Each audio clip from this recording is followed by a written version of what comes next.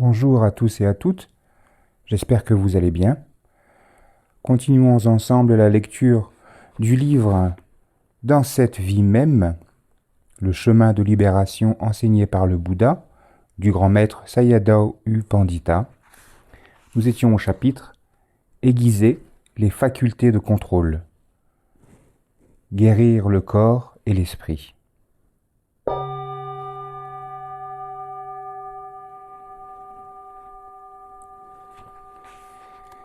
Essayons de vaincre notre appréhension. Nous devons développer une puissance mentale digne des héros. C'est à cette seule condition que nous pourrons comprendre la véritable nature de la douleur et la surmonter. Toutes sortes de sensations physiques insupportables peuvent se manifester en cours de méditation.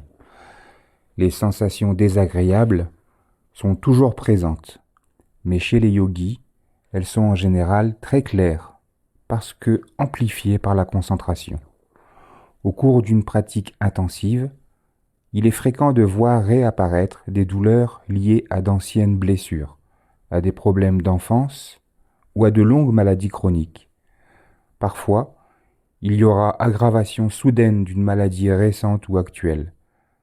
Si ceci se produit, vous pouvez vous dire que vous avez de la chance, car l'occasion vous est offerte de vous guérir d'un trouble ou d'une souffrance chronique en utilisant pour seul médicament votre effort héroïque. Il est fréquent que des méditants surmontent et transcendent leurs problèmes de santé par la méditation sans avoir recours à aucune autre médecine. Il y a une quinzaine d'années environ, un homme qui souffrait de dérangements gastriques depuis plusieurs années fit un examen de contrôle chez son médecin. Il apprit qu'il avait une tumeur et qu'il faudrait l'opérer. Comme il craignait que cette opération se solde par un échec et qu'il en meure, il opta pour la prudence. « Il vaut mieux que je médite », se dit-il. Il se retrouva au centre pour pratiquer sous ma guidance. Très vite, il fut envahi par la douleur. Au début, cela n'allait pas trop mal, mais il progressa dans la pratique et atteignit le stade de connaissance caractérisé par la souffrance. Des sensations intenses, insupportables l'envahirent, une véritable torture. Il vint me trouver pour m'en parler. « Bien sûr, lui dis-je, vous êtes libre de rentrer chez vous et d'aller voir votre médecin. Mais pourquoi n'essayez-vous pas de rester quelques jours de plus ici ?» Il réfléchit à la question et se dit qu'il n'était toujours pas certain qu'il survivrait à l'opération. Il décida donc de rester et de continuer à méditer. Toutes les 2 heures, il devait prendre ses médicaments. Parfois, la douleur le submergeait. Parfois, il la surmontait. Ce fut une longue bataille, avec ses victoires et ses échecs. Mais l'homme fit preuve d'un courage énorme. Au cours d'une séance, la douleur se manifesta de façon très intense. Son corps tout entier fut secoué. Il transpirait abondamment, au point que ses vêtements étaient trempés. Il sentit un durcissement au niveau de la tumeur et une tension de plus en plus forte. Subitement, alors qu'il observait cette zone, il perdit la notion d'estomac. Il n'y avait plus qu'un objet douloureux et la conscience de cet objet. C'était très dur, mais en même temps très intéressant. Il continuait à observer. Il n'y avait que la conscience attentive et la douleur qui devenait de plus en plus intense.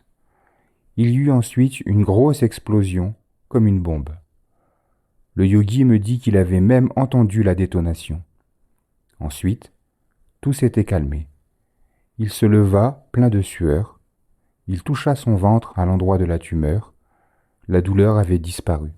Il n'y avait plus rien. Il était complètement guéri. De plus, il avait mené sa pratique à son terme, ayant réalisé Nibbana pendant un instant.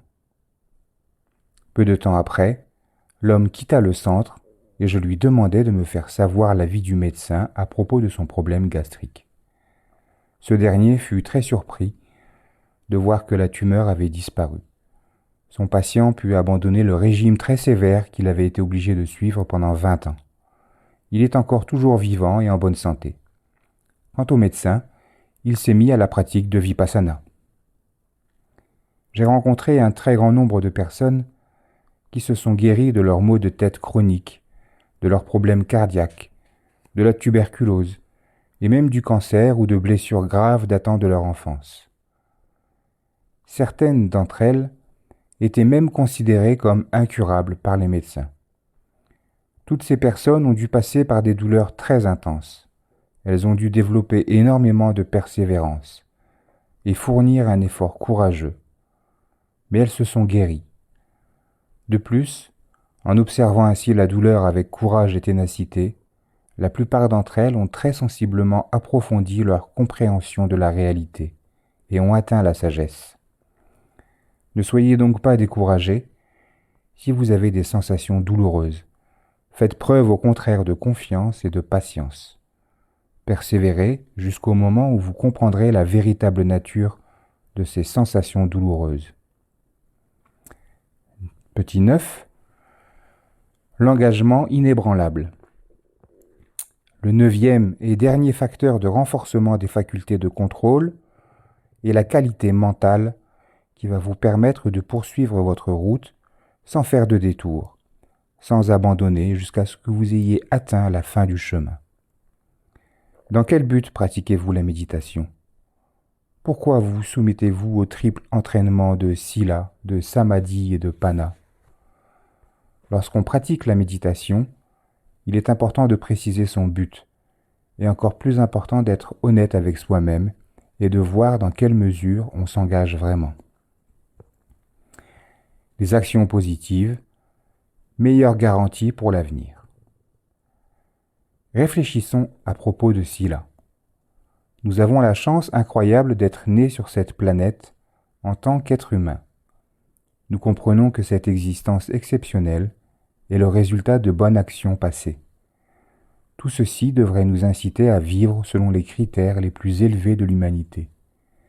Les connotations positives du terme humanité sont amour universel et compassion au sens le plus noble. Ne pensez-vous pas que les êtres humains qui vivent sur cette planète devraient s'efforcer de cultiver ces qualités? Si on réussit à développer en soi la compassion et la bienveillance, on n'aura pas de difficulté à vivre de façon harmonieuse et positive. La moralité, c'est essentiellement tenir compte des sentiments de tous les êtres, y compris de soi-même. En se comportant de façon morale, non seulement on évite de faire du tort à autrui, mais on se protège soi-même contre des souffrances futures éventuelles. Nous devrions tous éviter les actes qui entraînent des conséquences défavorables et choisir délibérément le chemin des bonnes actions, car elles peuvent nous libérer à tout jamais des plans de misère. Le Kama est notre seule véritable possession. Il est très utile de garder cela en mémoire, non seulement lorsqu'on pratique, mais tout au long de la vie, chaque fois qu'on pose un acte. Qu'il soit positif ou négatif, le Kama nous suit partout, dans cette vie et dans les suivantes. Si nous posons des actes positifs, harmonieux, nous serons estimés dans la vie. Les sages feront notre éloge et nous prendrons en sympathie.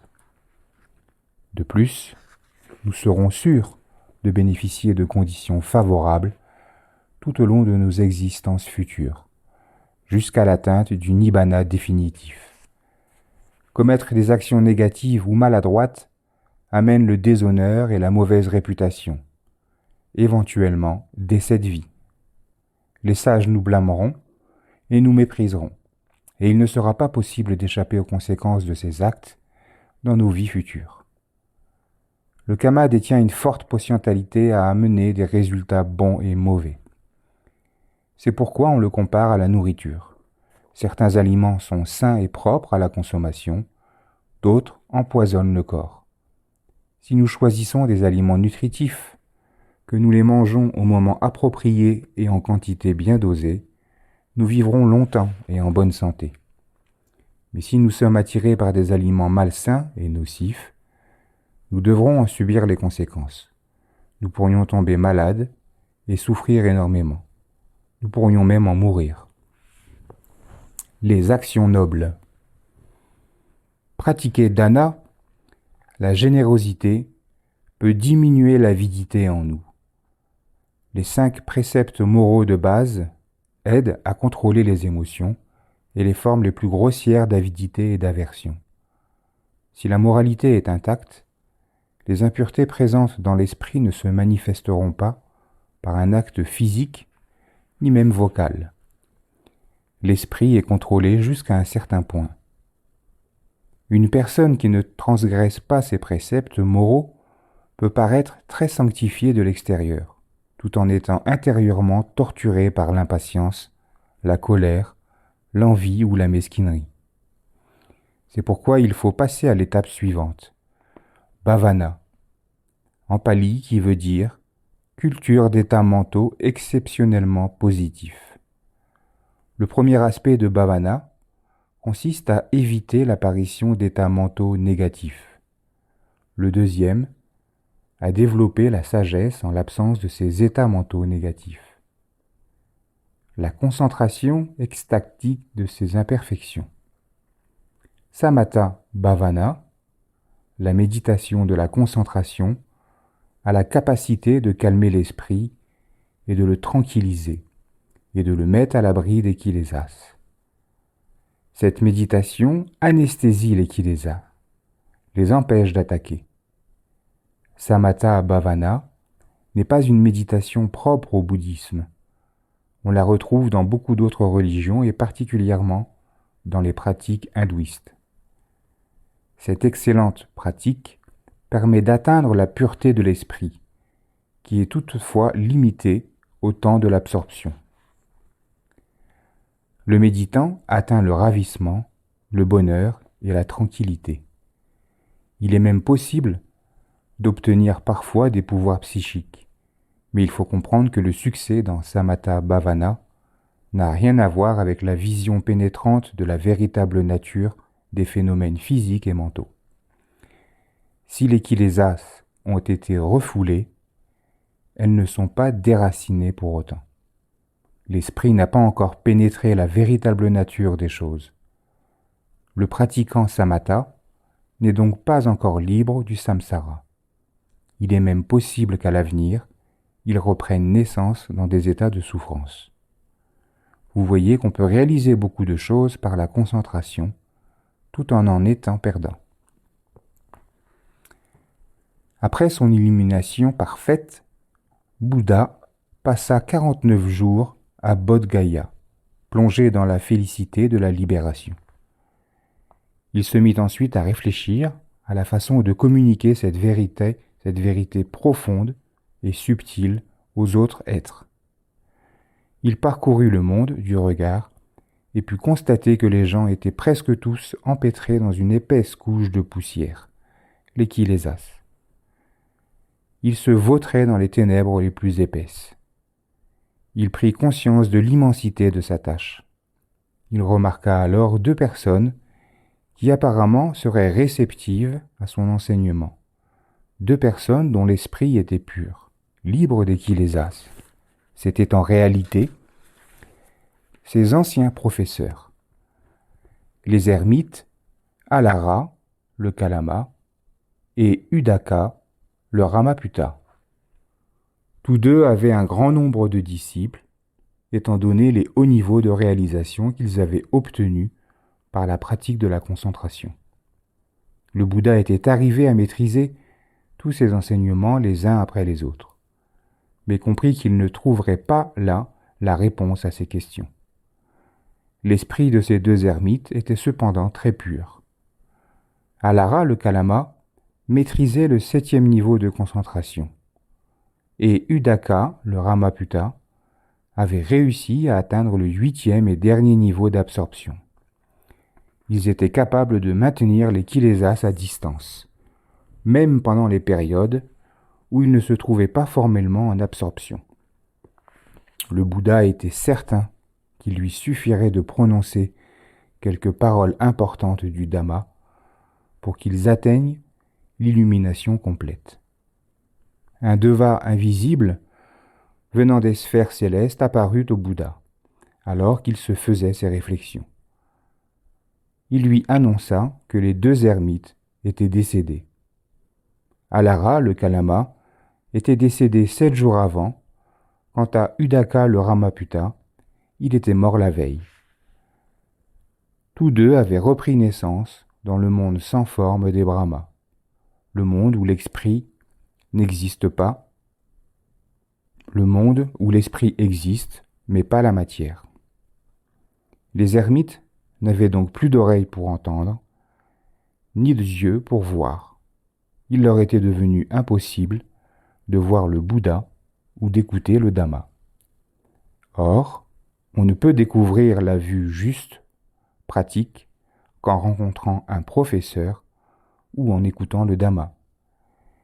Les deux ermites avaient donc manqué l'occasion d'atteindre l'illumination complète. Le Bouddha en fut ému. C'est une très grande perte pour eux, dit-il. L'intuition libératrice. Qu'est-ce qui manque à la méditation de la concentration? Elle est tout simplement incapable de faire surgir la compréhension de la vérité. Pour cela, il faut la méditation vipassana. Ce n'est que par la vision pénétrante intuitive de la véritable nature de l'esprit et de la matière qu'on peut se libérer des concepts d'un ego, d'une personne, d'un soi ou d'un je. Seule la vision intuitive qui procède de l'attention pure permet de se libérer de ces concepts. Sans la compréhension intuitive du mécanisme des causes et des effets, autrement dit, si on ne voit pas le lien qui relie entre les phénomènes physiques et mentaux apparaissant à chaque instant, il n'est pas possible de se libérer de l'illusion selon laquelle les phénomènes sont sans cause. Ce n'est qu'en voyant la rapide apparition et disparition des phénomènes qu'on se libère de l'illusion selon laquelle les choses seraient permanentes, solides et durables.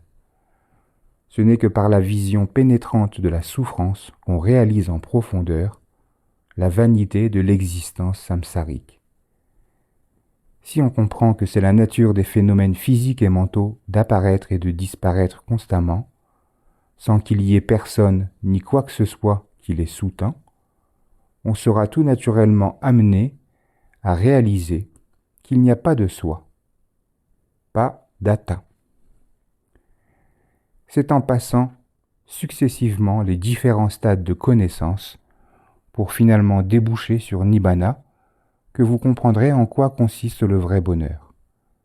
Si vous pratiquez dans le but d'atteindre Nibbana, vous devriez essayer de maintenir votre effort à un haut niveau. Vous devriez pratiquer sans vous arrêter, sans abandonner, sans battre en retraite, jusqu'au moment où vous aurez atteint la destination finale. Il faudra tout d'abord faire un effort pour installer les bases de la pratique. Vous focalisez votre esprit sur l'objet primaire et y revenez chaque fois qu'il y a distraction. Vous apprenez à alterner l'assise et la marche. Ce premier type d'énergie est appelé l'énergie du décollage. Elle installe la pratique et la fait démarrer. Des difficultés vont se présenter. Vous n'abandonnez pas, vous persévérez et surmontez tous les obstacles.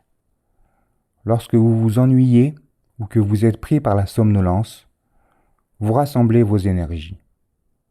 Lorsque vous avez des douleurs, vous surmontez l'esprit craintif qui préfère fuir en ignorant ce qui se passe. Ce deuxième type d'énergie est appelé l'énergie libératrice. C'est l'énergie qui va vous permettre de vous libérer de l'indolence. Vous ne battez pas en retraite. Vous savez que vous poursuivrez votre route jusqu'au jour où vous aurez atteint le but. Vous allez surmonter ces difficultés intermédiaires et votre méditation va probablement trouver un rythme agréable et subtil. Il faudra alors éviter de tomber dans l'autosatisfaction. Il faudra passer à la vitesse supérieure, fournir plus d'efforts pour encore élever l'esprit. Ce type d'effort est ascensionnel. Il ne décroît ni ne stagne. C'est l'effort progressif, celui qui va vous mener à votre but. Le 9e facteur de renforcement des facultés de contrôle consiste donc à appliquer successivement ces 3 niveaux d'énergie, de façon à ce qu'il n'y ait ni arrêt ni hésitation. Vous ne vous rendrez pas, vous ne battrez pas en retraite, jusqu'au moment où vous aurez atteint votre but final, votre destination. Si vous pratiquez ainsi, en vous appuyant sur les 9 qualités d'esprit qui viennent d'être décrites, les 5 facultés de contrôle, foi, énergie, attention, concentration et sagesse, vont s'affiner et se développer. Elles vont finalement dominer votre esprit et vous atteindrez la libération. Je vous encourage à examiner votre propre pratique. Si vous voyez que certains éléments font défaut, essayez de tirer profit de ce qui vient d'être expliqué. S'il vous plaît, maintenez votre effort jusqu'à ce que vous ayez atteint votre but. Les 10 armées de Mara.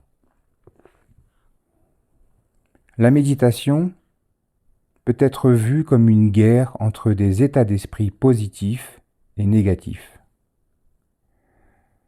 Du côté négatif, on trouve les forces des Kilesas, encore appelées les 10 armées de Mara.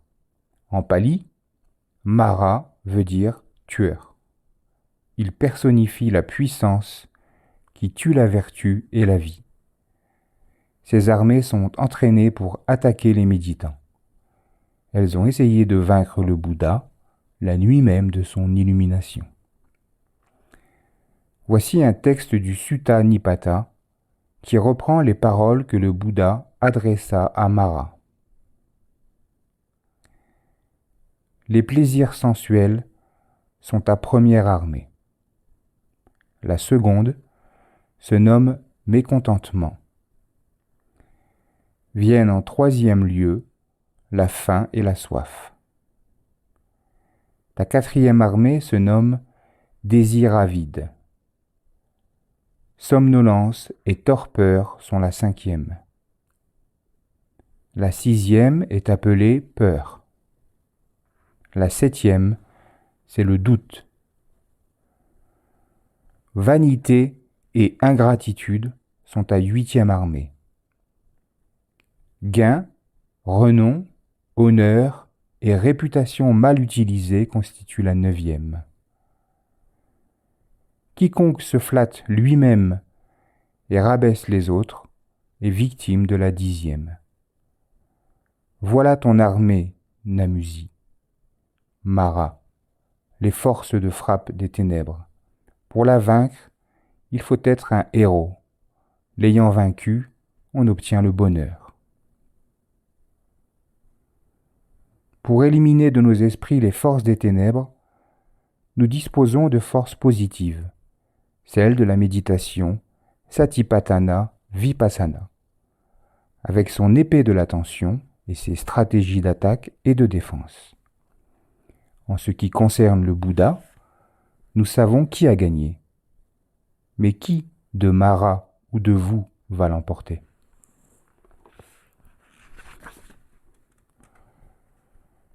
Première armée, le plaisir sensuel.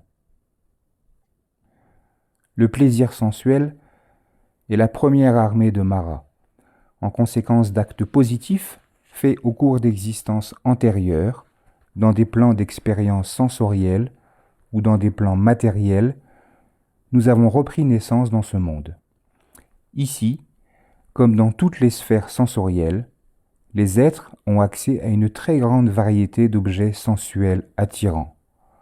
Sons harmonieux, odeurs agréables, pensées intéressantes.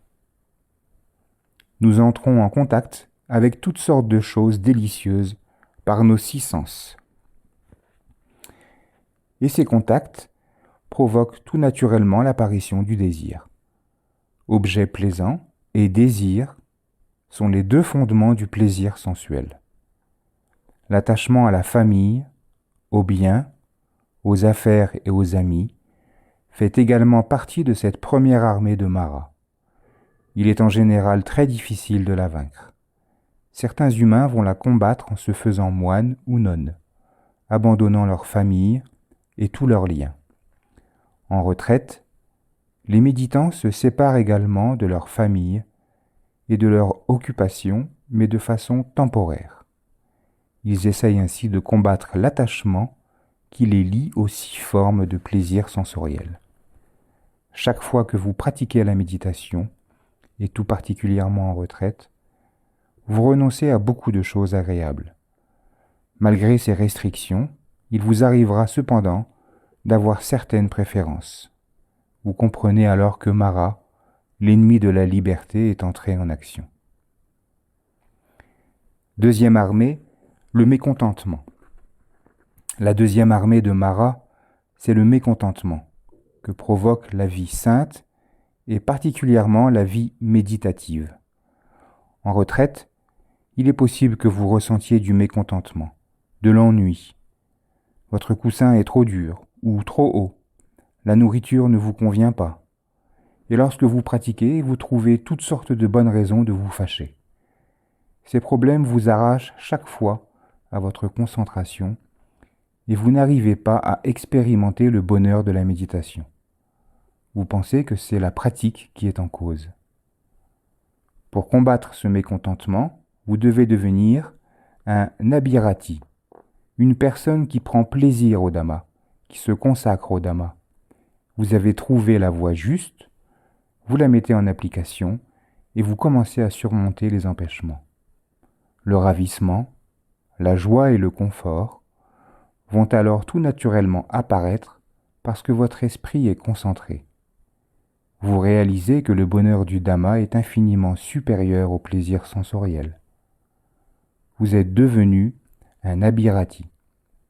Mais si vous ne pratiquez pas de façon pénétrante et respectueuse, vous n'atteindrez pas ce niveau de subtilité et vous n'aurez pas accès à ce merveilleux goût du Dhamma. Le moindre petit problème va provoquer en vous l'aversion. Mara sera alors victorieux. La lutte du méditant vipassana contre les difficultés de la pratique est une véritable guerre. Le yogi utilisera le style de combat qui correspond à ses capacités. S'il est musclé, il adoptera un style offensif. S'il est fragile, il peut choisir de se retirer temporairement sans que ce soit une débandade, une fuite désordonnée. Ce retrait sera au contraire stratégique, programmé et exécuté dans le but de rassembler suffisamment d'énergie pour pouvoir remporter la victoire. Il ne faut cependant pas croire que les difficultés qui se présentent en cours de pratique sont toujours dues à Mara. Le mécontentement n'est pas nécessairement le fruit de l'imagination du méditant en proie à l'avidité. Quoi qu'il en soit, s'il s'installe, il va freiner la progression. En méditation, il faut pouvoir disposer de l'indispensable. Les méditants doivent avoir des abris et des repas corrects, de même que certaines autres choses utiles. Ils pourront alors s'engager dans la pratique avec enthousiasme. Pouvoir compter sur un environnement approprié constitue le 4e des 9 facteurs de renforcement des facultés de contrôle. Ce sujet a été abondamment traité au chapitre précédent. Si vous constatez certaines lacunes au niveau de l'environnement, et si vous êtes certain que cela perturbe votre méditation, vous êtes en droit de chercher à y remédier. Mais il faut bien sûr que vous soyez sincère avec vous-même et avec les autres. Soyez sûr de ne pas être tout simplement victime de la 2e armée de Mara. 3e armée, la faim et la soif. La nourriture fait-elle problème ?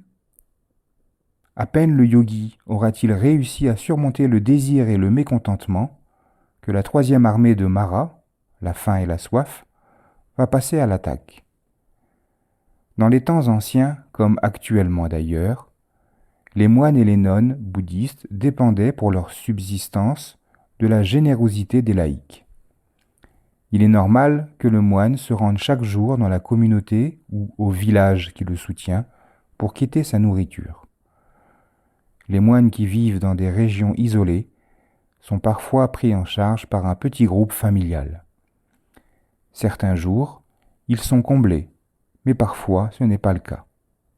C'est la même chose pour les méditants laïcs. En retraite, vous ne mangerez pas comme si vous étiez chez vous. On ne tiendra pas compte de vos goûts pour le sucré, pour l'amer, pour le salé. Vous ne recevrez pas cette nourriture riche à laquelle vous êtes habitué. Vous serez frustré et agité. Votre concentration ne se développera pas et vous ne verrez pas le Dhamma. Dans le monde également, on peut parfois dépenser beaucoup d'argent au restaurant, sans pour autant apprécier le plat qui est servi. En fait, c'est très rare que l'être humain obtienne exactement ce qu'il aime.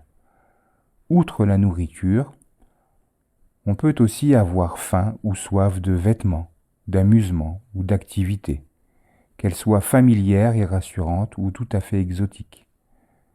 Cette notion de faim et de soif se rapporte en fait à l'ensemble des besoins et exigences.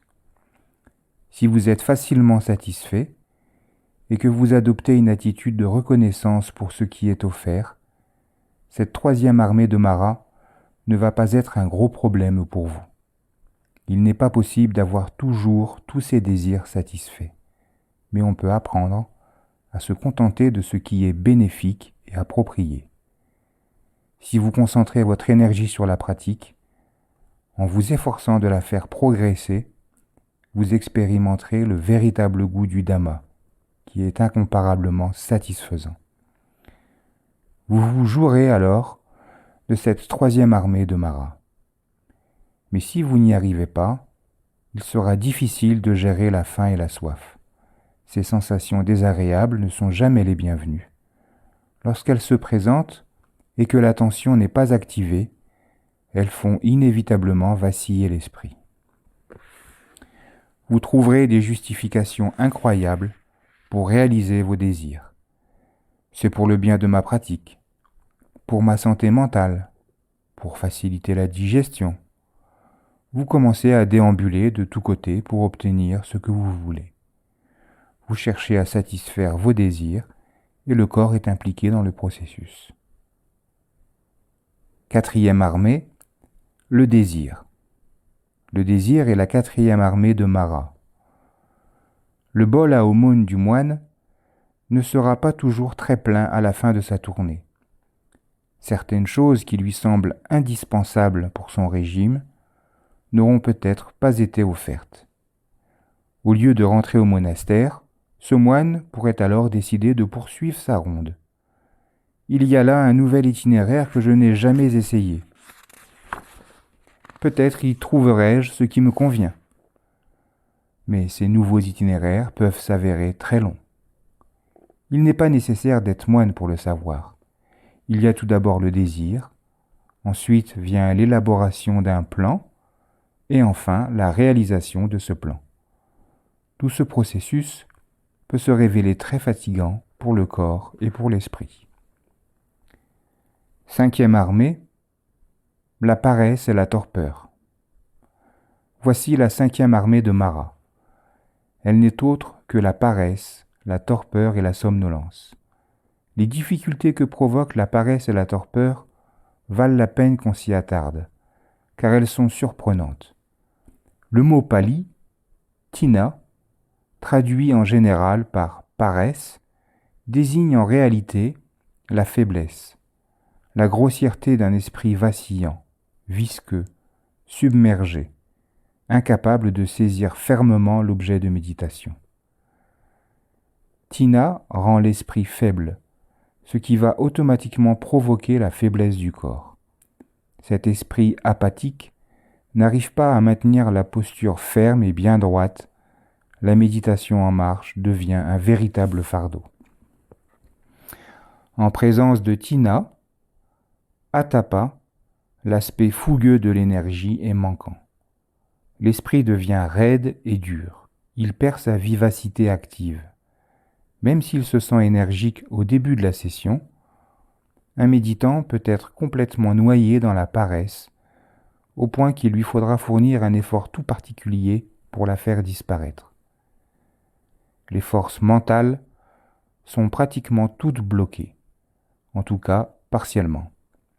Les facteurs positifs comme l'énergie, l'attention, l'application et le contact sont ainsi, pour dire, enveloppés dans un voile de faiblesse. Leurs fonctions sont ralenties. On parle alors de tina mida. Tina se référant au facteur mental de la paresse et mida étant l'état de conscience qui apparaît lorsque la paresse est présente. Quand on médite, il n'est pas nécessaire de différencier tina de mida. On expérimente simplement l'état d'esprit général. La paresse limite l'esprit comme s'il était enfermé dans une étroite cellule. Les facteurs positifs ne sont pas libres de faire leur travail correctement. C'est précisément parce que ces facteurs positifs sont rendus inopérants que la paresse et la torpeur sont considérés comme un empêchement. Cette 5e armée de Mara peut mener à un blocage complet de la pratique. Les paupières commencent à battre, la tête tombe subitement vers l'avant. Comment allons-nous faire pour évacuer ce poison? Le vénérable Mahamoggallana, un des 2 grands disciples du Bouddha, méditait un jour dans la forêt lorsque Tinamida se manifesta.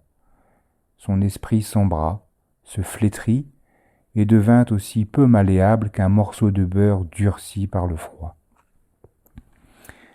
Le Seigneur Bouddha perçut l'esprit du vénérable Mahamoggallana. Voyant dans quelle triste situation il se trouvait, il s'approcha et dit « Mon fils, Mahamoggallana, es-tu somnolent? Es-tu pris par la torpeur? Ta tête tombe-t-elle » Et l'ancien répondit « Oui, Seigneur, ma tête tombe. » Sa réponse était franche et candide. Le Bouddha lui dit alors « Écoute, mon fils, je vais t'enseigner 8 techniques pour surmonter la paresse et la torpeur. 8 méthodes pour rester éveillé. 8 méthodes pour rester éveillé.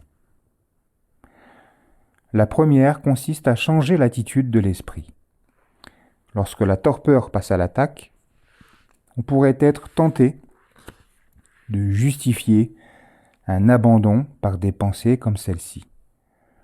Je suis si fatigué. Cela ne sert à rien de rester assis ici dans ce brouillard. Si je m'allonge pendant quelques minutes, je vais sans doute récupérer de l'énergie. Ce genre de réflexion est une invitation à la paresse et à la somnolence.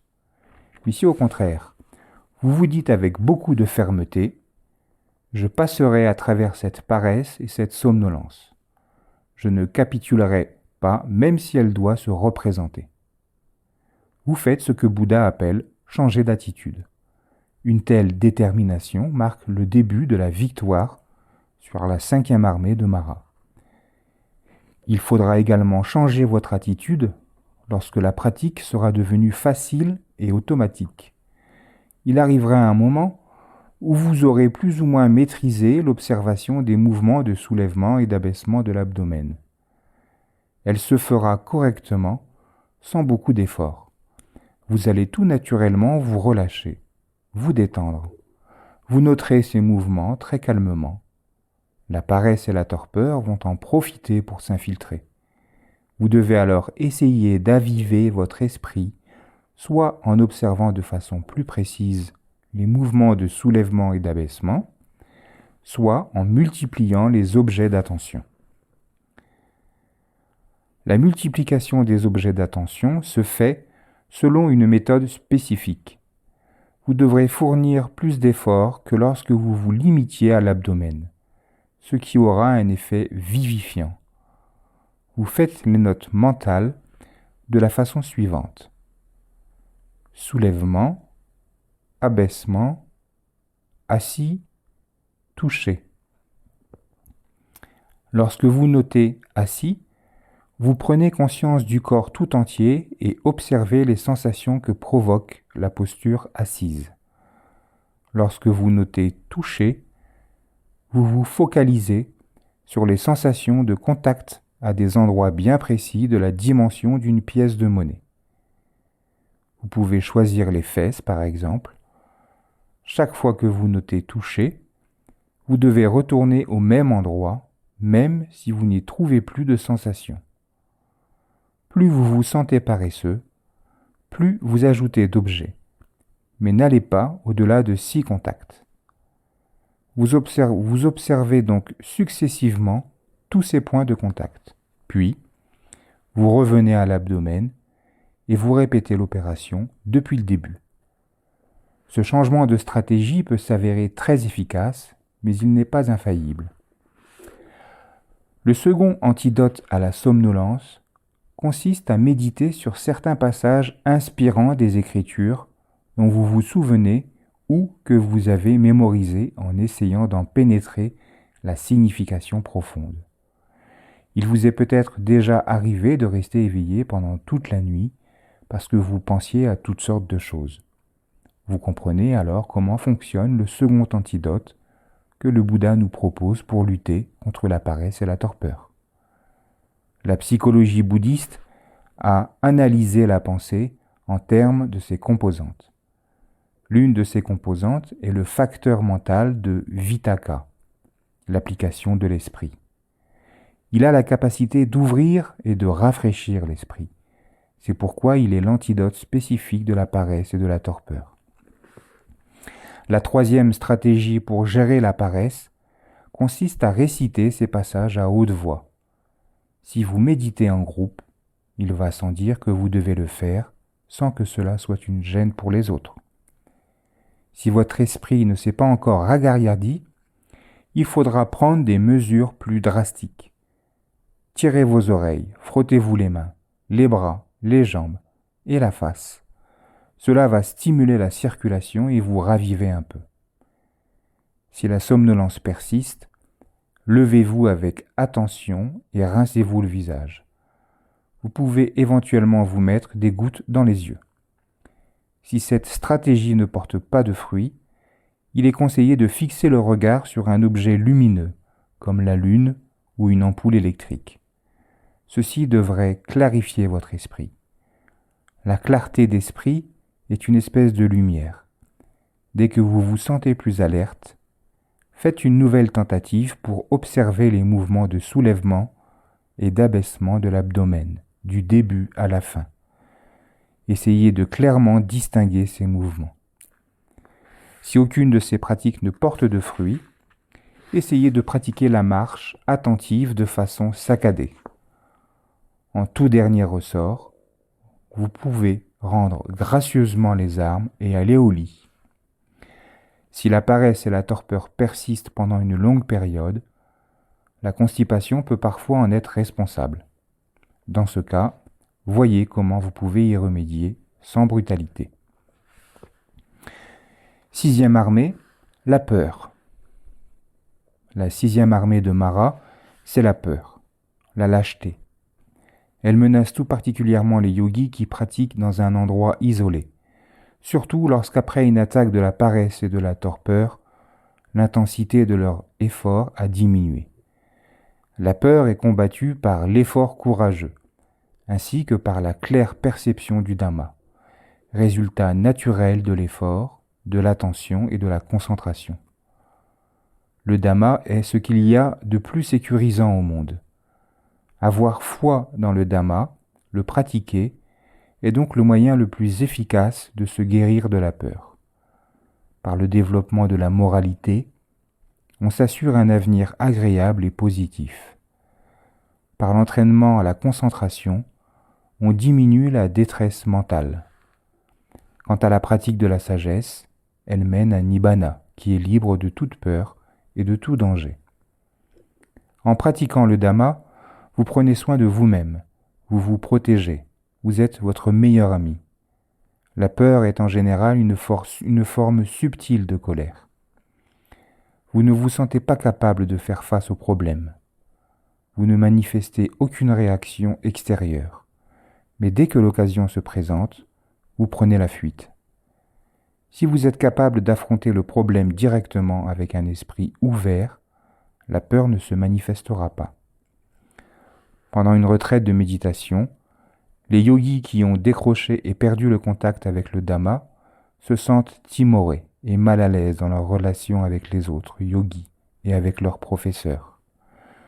Il arrive parfois que les méditants subissent les attaques répétées de la paresse et de la torpeur. Ils peuvent somnoler pendant 5 heures d'affilée, alors qu'ils sont censés méditer. Sur une journée, ils ne sont vraiment pas attentifs que pendant quelques minutes. Ces yogis auront tendance à se sentir inférieurs, timides et embarrassés, surtout qu'ils commencent à comparer leurs pratiques avec celles des autres qui, eux, semblent perpétuellement plongés dans un profond samadhi. En Birmanie, les yogis qui sont pris par la torpeur s'esquivent parfois pendant quelques jours, ratant ainsi l'entretien. Ils sont comme des enfants qui n'ont pas fait leur devoir. S'ils faisaient preuve d'un effort courageux, leur attention retrouverait la clarté du soleil, brûlant les nuages de la somnolence. Ils n'auraient pas peur de se présenter à l'entretien. Ils parleraient franchement, car leur pratique du Dhamma leur aurait permis d'avoir des expériences très claires. Quels que soient les problèmes que vous rencontrez, essayez d'avoir le contrôle, le courage et l'honnêteté d'en faire rapport au professeur. Parfois, vous aurez l'impression que votre pratique se détériore, alors qu'en fait, elle se porte très bien. S'il est digne de confiance et qualifié, un professeur peut aider le méditant à surmonter ses incertitudes, pour qu'il puisse poursuivre son chemin avec énergie, foi et confiance. 7e armée, le doute. La paresse et la torpeur ne sont qu'une des raisons qui amènent les méditants à perdre confiance en eux. Le doute est la 7e armée de Mara. Terrible et effrayante, lorsqu'un yogi commence à s'esquiver et à ne plus pratiquer correctement, l'incertitude va s'insinuer. Et, en général, ce n'est pas en réfléchissant qu'il va améliorer la situation. Au contraire, le doute se généralise petit à petit. Il y a le doute à propos de soi-même, le doute à propos de la méthode ou de la pratique. Il se peut même que le doute s'étende jusqu'au professeur. Ce professeur est-il réellement compétent ? Peut-il comprendre ce qui se passe ? Ce méditant n'est pas comme les autres. Il lui faut peut-être des instructions particulières. Tout ce que les yogis racontent est le fruit de leur imagination. Et on se met ainsi à douter du moindre aspect de la pratique. Le mot pali pour la 7e armée est visikisha. C'est plus qu'un simple doute. C'est l'épuisement mental dû à la spéculation. Imaginons par exemple qu'un méditant soit victime de la paresse et de la torpeur. N'ayant pas l'énergie voulue pour maintenir son attention de façon continue, il ne réussira pas à faire surgir les connaissances intuitives vipassana. Si ce méditant était attentif, il pourrait expérimenter directement l'esprit et la matière. Il verrait que ces phénomènes sont reliés entre eux par un lien de causalité. Cette observation est indispensable, sans quoi la véritable nature des phénomènes physiques et mentaux reste vague. S'il n'observe pas, le méditant est tout simplement incapable de comprendre puisqu'il n'a pas vu. Ce méditant inattentif va alors commencer à intellectualiser et à raisonner. Je me demande de quoi sont faits les phénomènes physiques et mentaux. Je me demande quelle est leur relation. Malheureusement, il ne peut qu'interpréter des expériences qui sont en réalité très immatures et auxquelles viennent s'ajouter toutes sortes d'imaginations. C'est un mélange explosif. L'esprit est incapable de pénétrer la vérité, il devient agité. Apparaissent alors la perplexité, l'indécision, qui sont d'autres aspects de visikisha. le méditant est épuisé parce qu'il raisonne trop. Lorsque la sagesse est immature, le méditant ne se sent ni ferme ni convaincu. Son esprit est condamné à hésiter entre plusieurs options. Il pense à toutes les techniques dont il a entendu parler et il essaye tantôt l'une, tantôt l'autre. Il est en pleine confusion et pourrait se noyer. Vicikisha peut être un obstacle très menaçant pour la pratique. La cause immédiate du doute sceptique est l'absence d'une attention correcte, le mauvais ajustement de l'esprit dans sa recherche de la vérité. L'attention correcte est donc le moyen le plus direct pour éradiquer le doute. Si vous observez de la bonne façon et au bon endroit, vous verrez ce que vous cherchez. Vous verrez la véritable nature des choses. Ayant vu, vous ne doutez plus. C'est impossible. Pour créer des conditions qui vont faire naître l'attention sage, il est important d'avoir un professeur capable de vous mettre sur le chemin menant à la vérité et à la sagesse.